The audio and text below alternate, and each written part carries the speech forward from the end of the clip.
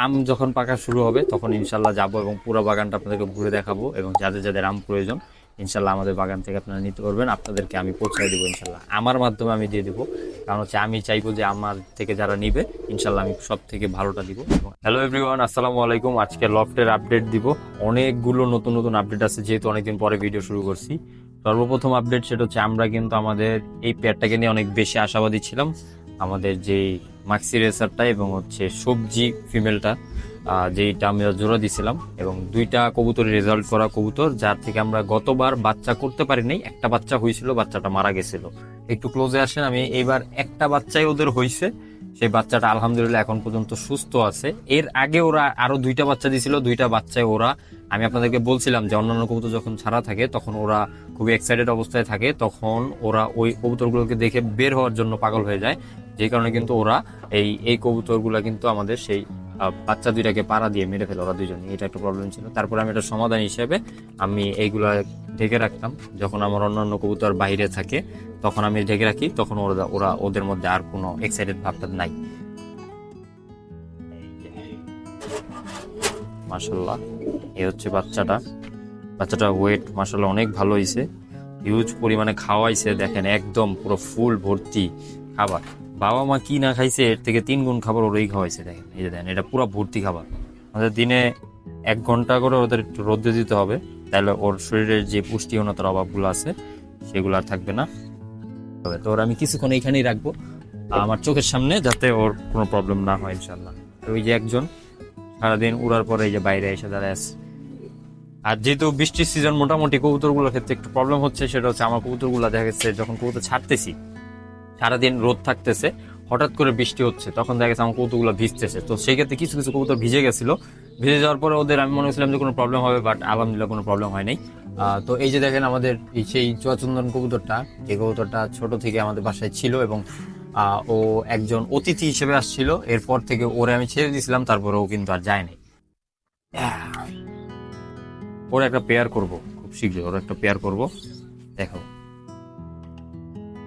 এই যে দেখ চন্দন কবুতরটা, কবুতরটা আমার খুব ভালো লাগে। এই কবুতরটা আমাদের বাসায় গিরিবাজের একটাই বাচ্চা হয়েছিল। হ্যাঁ, ওর বাবা মাকে আমি সেল করে দিছিলাম, তো একটাই বাচ্চা হয়েছে। মাশাল্লাহ, বাচ্চাটা খুবই ভালো হয়েছে। এই যে দেখেন, 7 পরের একটা বাচ্চা আলহামদুলিল্লাহ। তো গিরিবাজের একটাই বাচ্চা হয়েছিল এবং আলহামদুলিল্লাহ এই বাচ্চাটা অন্যান্য রেসার কবুতরের সাথে মাশাল্লাহ খুব সুন্দর উঠতেছে। এই হচ্ছে কবুতরটা। এবং আমার বাসার সব থেকে ইম্পর্টেন্ট একটা জিনিস কি, আমার বাসা আমি যে কটা বাচ্চা করছি সবগুলা কবুতরের মেল হয়েছে, ফিমেল আমি একটা উপায় নেই। যেমন এইটা হচ্ছে মেল হয়েছে, তারপর হচ্ছে আপনার এই এই যে সাদা কবুতরটা কোথায়, এই যে আমাদের যে হোয়াইট রেসার যেটা ছিল এটাও মেল হয়েছে। এগুলো সব হচ্ছে মেল। এখন এই বাচ্চাটা কি হবে আল্লাহ মাহবুব জানে। ওই যে নটটা দেখতেছেন না, ওই যে সবজি নটটাও কিন্তু মেল হয়েছে। আর আমার যে দুইটা কবুতর, একটা হচ্ছে গিরিবাজ কবুতরটা, এটাকে আমি ইনশাল্লাহ ছাড়ি মাঝে মধ্যে, রিসেন্টলি ছাড়া হয় নাই। এই যে তোর পাখা বাঁধা আছে, ওর একটু বাইরে ছেড়ে রাখি। তারপর আরেকটা আছে,